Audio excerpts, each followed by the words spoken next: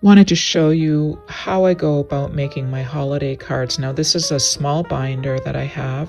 I have 2 of them, and I put all of my sketches in there that I think might be potential card ideas. And I flipped through that for inspiration, and I also have some of my stamps in here. Actually, I have all my stamps in here. And my punches, I did all the punches that I have. And I just flipped through just to remind myself of what I have available. These are all the stamps that I have. And then I usually narrow it down to 1 or 2 that I'm going to use. And in this video, I'm going to show how to make one of these beautiful cards. I'm going to show how to make the skate card. Now, I looked up just skates, and I drew a very rough picture of a skate, the blade and the skate. And that's how I went about making this card. So this is the one I'm going to show you, and here's some of my supplies. The Arlene's tacky glue, I always use that. I needed a small hole puncher for the holes in the skate. This is my trusty branch punch. This is for real, which is a yarn. This is the Krynic needlepoint string that I love using for a lot of different things. Now, this is my little pattern, and I just trace around these pieces on whatever paper I'm going to use, and I just draw them out on poster board and cut them out. And these are just some of the other papers I'm going to use. That's the card I'm going to use for today's sample, and this is a sparkly white that I'll use for the skates, and then the metallic for the blade. Now, you want to make sure, this is like sewing, you want to make sure that I'm drawing this on the back because the front of the paper is bumpy. So I want to make sure my skates are facing the same way because that's the way I want the skates to be on the card. So I'm going to cut those out, and then I'm going to have to do the blade as well.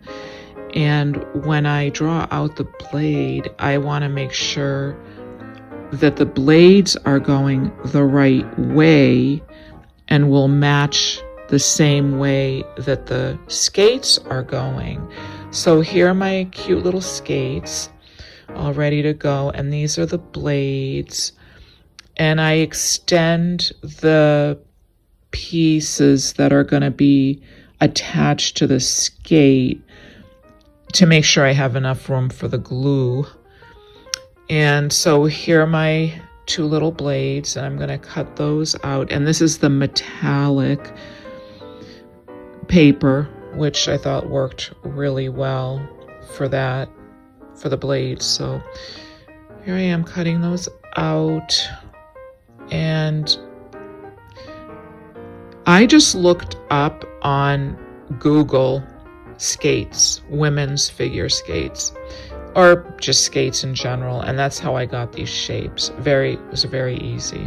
So here are my blades and my skates. So just want to make sure those are all fitting nicely. And next, I need to punch the holes for the string. I like these 2 colors, the pink and the light green, but I decided on the green for the laces for the skates. So the way I do that, I just put the string through one of the holes, and then it's kind of like sewing without a needle. I just kept wrapping it around and wrapping it around. And then I do tie a little bow at the top, but I do that as a separate piece. So I just looped all of those in there, and then I actually just tape the string ends to the back of the skate, and then I actually tape the blade to the back. I find that's the easiest. You can also glue those together, but the tape holds it just fine, and that's what I do for holding it in place, and that will never come apart. So you just want to make sure that when you position the skates, when you're doing the final gluing, I'm just making that bow for the top of the skate there. When you do the final gluing, you just want to make sure that the skate blades are in a position so that they don't overlap, because you can't really see the detail on the blade. So I'll show you how I positioned mine at the end. So I made my two little bows, and I'm gonna put the glue on for the bow and for the ferrule, the furry yarn, and I'm gonna glue that on, which I think is a beautiful finishing touch. Now, these supplies that I use, they're just very simple supplies that you can get just about anywhere. And they just add so much. Those little details add so much and make it an adorable finished card. So I'm going to also make a little bow and the strings that the skates will be attached to. And I'm going to use the pink for that because I thought the pink looked really nice with the green. And here's my bow. And I'm just gonna pop out my little branches with my wicked awesome punch. Now you can always find other ways to make a branch if you don't have a punch, but if you plan on making a lot of cards, it might be worth just buying a punch like that.